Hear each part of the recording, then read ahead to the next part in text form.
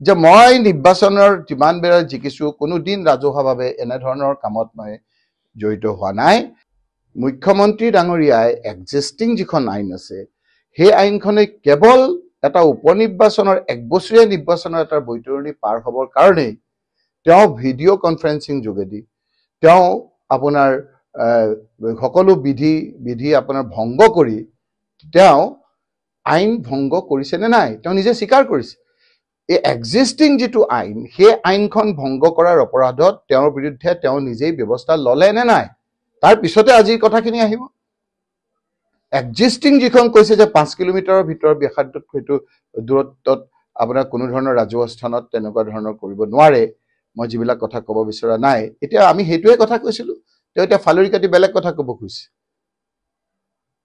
সেইটো তেওঁ কৰিছিল নে নাই তেওঁ কওকচোন কৰিছিল নে নাই তেওঁতো স্বীকাৰেই কৰিছে বুলি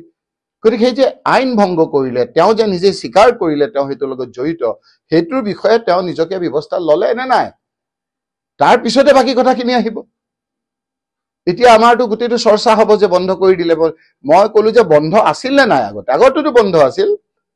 কেৱল বৈতৰণিটো পাবৰ কাৰণে তেওঁ এইটো খোলাহে লৈছিলে বাকি সাধাৰণ মানুহেতো আপোনাৰ এইটো কৰিবলৈ ভয় কৰে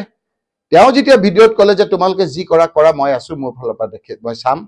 মই দাৱাত খাবলৈ আহিম তোমালোকৰ তাত তেতিয়াহে মানুহে এই কথাখিনি সাহস পালে সেই কথাটোকে কৈছিলো যে মই নিৰ্বাচনৰ যিমান বেৰ জিকিছো কোনোদিন ৰাজহুৱাভাৱে এনেধৰণৰ কামত মই